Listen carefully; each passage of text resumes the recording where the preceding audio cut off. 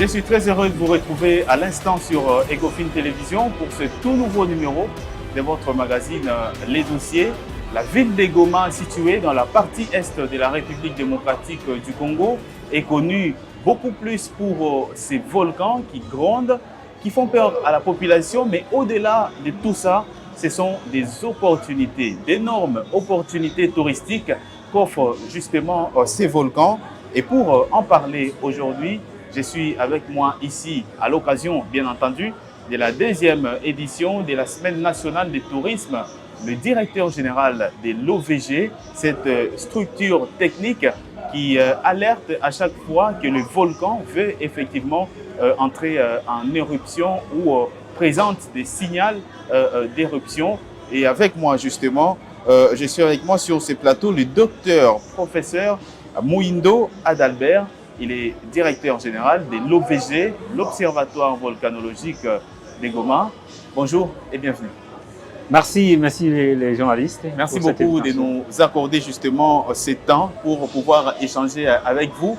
On vous voit ici justement à cette Semaine nationale du tourisme. Qu'est-ce que vous avez présenté à toutes ces personnes qui étaient dans la salle? Bon, en fait, si je suis venu à la deuxième semaine touristique de la RDC, c'est principalement parce que, à part que le volcan ou les éruptions sont à risque, mais c'est aussi une opportunité pour la RDC. Et ce sont des valeurs exceptionnelles du volcanisme de Virunga que je suis venu présenter dans la conférence touristique ici. Dans cette conférence, justement, on a eu une éruption en 2021, je crois, à Goma. Et aujourd'hui, on parle d'énormes opportunités. Il y a des touristes qui viennent et par ricochet le développement du secteur du tourisme. Parlez-nous un peu de tout cela.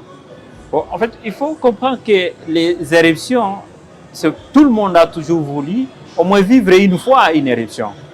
Parce que comme la Terre est structurée, il y a du feu à l'intérieur du sol. Et ce feu, le magma, quand il apparaît sur la surface, on parle d'une éruption.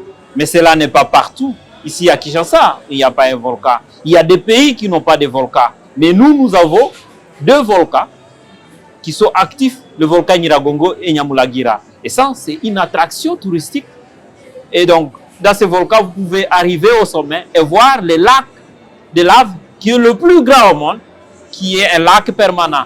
Et là, le volcan Nyamulagira, vous pouvez descendre à l'intérieur avec un hélicoptère, vous atterrissez et vivre à quelques mètres une éruption volcanique. Et ça, c'est une attraction touristique. Non seulement ça, il y a la fertilité du sol. Si on parlait des pommes de terre du Kivu, on parlait de la fertilité du Kivu, c'est parce qu'il y a des volcans.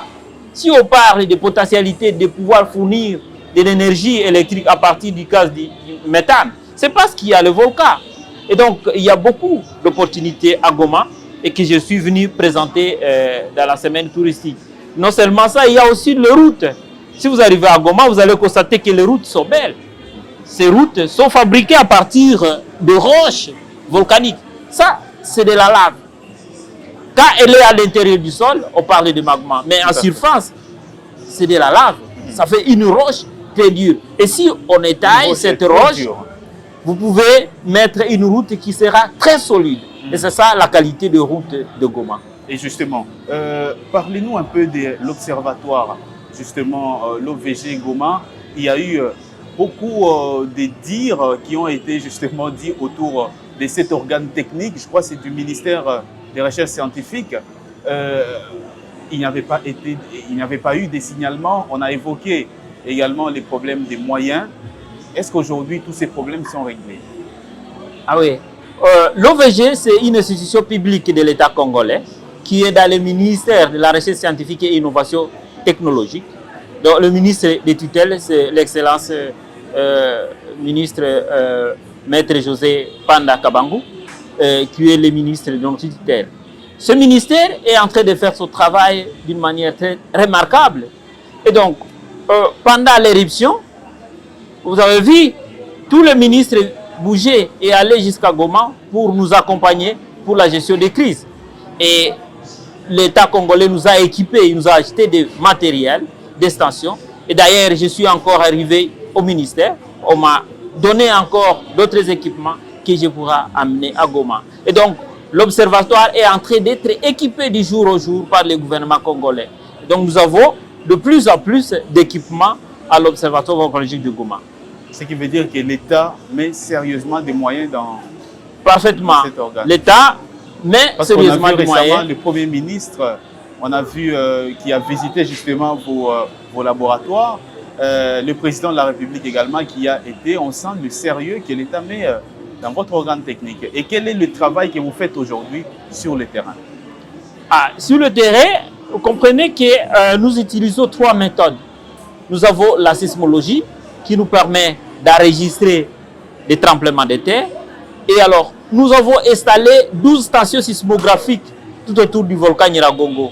Et ces stations sismographiques transmettent en temps réel les signaux à l'observatoire qui sont analysés dans un laboratoire qui a été dénommé Félix Antoine Tshisekedi. Ce laboratoire n'existait pas avant l'éruption. Ça se trouve maintenant à Goma. Et si vous arrivez dans l'observatoire, vous allez voir ce laboratoire. Et là aussi, nous utilisons aussi des GPS que nous installons aussi autour du volcan qui essaient d'enregistrer les déformations du sol. Nous avons des capteurs de température qu'on place à l'intérieur des fissures qui enregistrent au quotidien la température parce qu'en fait, le magma à l'état fluide se trouve à une température d'environ 1200 degrés.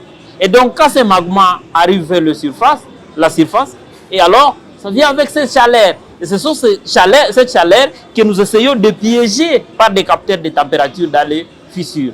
Tous ces équipements sont en train d'être achetés par le gouvernement congolais. Et aujourd'hui, l'Observatoire volcanologique de Goma travaille avec quels scientifiques? Est-ce les scientifiques venus de l'extérieur ou les scientifiques congolais? Je suis congolais. J'ai été, oui, formé à l'extérieur du pays. Et il y a aussi mes collègues qui sont là à l'Observatoire, qui ont été formés aussi à l'extérieur du pays, mais qui sont congolais et qui sont là-bas, qui sont en train de travailler. Donc il y a une équipe solide de Congolais qui est en train de travailler sur le volcan. Et d'ailleurs, vous le savez, on a déjà une vision de créer une école de volcanologie au Nord Kivu. Et donc, c'est une école, l'arrêté est déjà signé, il y aura une école de volcanologie, parce que nous devons aussi faire comme d'autres pays. Vous verrez que le Pays-Bas, qui est menacé par les eaux, c'est là où vous trouverez des hydrologues le plus avérés. Et nous aussi, on s'était dit que non. Pourquoi ne pas faire la même chose? Au Nord Kivu, il y a des volcans. Il y a l'opportunité d'avoir des données scientifiques sur le volcan. Pourquoi ne pas former la jeunesse dans cette expertise? Et comme ça sera là la pépinière qui va chaque fois alimenter partout où il y a ce genre de phénomènes de catastrophe. Et aujourd'hui, quel peut être le réel potentiel de toutes ces éruptions volcaniques dans le développement du secteur du tourisme dans la province du Nord Kivu? Le rêve que nous avons est que vraiment de passer du tourisme ordinaire et d'avoir un tourisme qui est vraiment qui est entré, qui va amener du tourisme attractif. Oui, attractif, qui va commencer vraiment à produire des effets sur la population. Et donc, ne pas seulement voir une éruption comme la lave qui va détruire des maisons, mais que le tourisme, pendant la période où il n'y a pas d'éruption, que ça puisse continuer à nous fournir, je vais dire, des moyens qui vont nous permettre de nous développer. Parce que, comme je l'ai dit, nous avons un volcan qui est toujours en éruption. Et donc, nous, on peut organiser, par exemple, améliorer la route. Dernièrement, j'étais sur Vésuve. Je suis arrivé au sommet de Vésuve en voiture. Pourquoi ne pas aussi améliorer une route chez nous pour qu'il y ait plus de touristes? Et donc, tous ces genres de choses, on a passé au niveau du gouvernement. Comment on peut faire la téléphérie jusqu'au sommet du volcan? Et donc, ce sont des choses que le gouvernement est en train de penser. Comment est-ce qu'il va mettre en place ces genres de choses pour que réellement on puisse avoir beaucoup plus de touristes? Parce qu'il y a des gens peut-être qui ont de faibles mobilités. Il faut passer à eux et aussi ont besoin de vivre une éruption parce qu'il faut être musclé pour monter, pour faire un voyage d'environ 3 heures. Mais si on a la téléphérie, on y arrivera facilement. Et donc même des handicapés, des personnes en faible mobilité pourraient arriver au volcan. Mais actuellement, si quelqu'un veut arriver au volcan et qu'il ait de faibles mobilité, il peut aller en hélicoptère et atterrir dans les cratères du volcan Nyamulagira. Parce que là, on y atterrit, il y a un espace vraiment qui est bon pour l'atterrissage d'un hélicoptère. Et tout à fait. Est-ce que l'OVG aujourd'hui a des partenariats à l'extérieur pour pouvoir renforcer en quelque sorte son travail? Oui, nous avons des partenaires extérieurs et nous continuons à appeler d'autres. Hein, parce que pour la vision de l'excellence, monsieur le ministre de la Recherche scientifique et innovation technologique, il avait demandé que l'OVG soit ouvert à tout le monde. Que tout le monde qui veut venir nous aider, qui veut venir collaborer avec nous pour la recherche, pour notre développement, qu'il puisse venir à l'observatoire. Et donc, nos portes sont ouvertes. Nous appelons les partenaires de venir nous appuyer. Je me rappelle que dans la conférence internationale sur le volcan, il y a eu même des organisations locales, des journalistes qui se sont prononcés pour dire que non, nous allons commencer à vulgariser vos messages.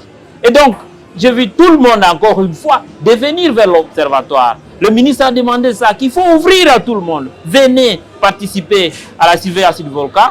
Venez participer au développement de notre pays à travers nos potentialités que nous avons dans l'équipe. Et nous avons vu, je crois que c'était l'année passée ou cette année, organiser une conférence sur les volcans dans votre province, justement le Nord Kivu. Est-ce que vous prévoyez continuer avec ces genres d'initiatives? Et oui, exactement. Nous passons à organiser une nouvelle conférence. Et d'ailleurs, quand j'étais dans le cabinet de son Excellence, il m'a demandé de commencer le pourparler au niveau régional, d'échanger avec mes collègues au niveau de la région pour essayer de réfléchir quel thème nous allons encore traiter pendant la conférence. Parce que la première, c'était un peu répondre parce que c'était une éruption exceptionnelle. Ça, il faut le dire. Il avait surpris oui, tout le monde. Parce que avec tout ce que nous avions comme matériel, eh bien, on n'a pas compris pourquoi est-ce qu'on peut avoir une éruption de ce genre-là. Et donc, la raison c'était quoi? Parce que nous avons déjà un volcan en éruption. Parce qu'on parle d'une éruption quand on a la lave en surface. Et comme nous avons un lac de lave qui bouillonne tout le temps, et donc le volcan respire toujours par là, mais seulement par gravitation, parce qu'il s'agit d'une charge qui est suspendue à hauteur, il y a eu seulement une fissure qui a donné cette lave, ça qui est une sollicitation interne qui bouscule. Et cela a été prouvé actuellement par plusieurs articles qui sont en train d'apparaître, même dans Nature, qui est de revue internationale en volcanologie. Est-ce qu'aujourd'hui, les touristes, s'ils veulent venir justement à Goma visiter le Nyiragongo en particulier, est-ce que c'est possible? Oui, oui, oui. Venez, les gens partent toujours sur le Nyiragongo, ils partent aussi sur le Nyamulagira. Seulement que pour le Nyamulagira, il faut aller en hélicoptère, mais sur le Nyiragongo, on monte seulement à pied pour arriver au sommet.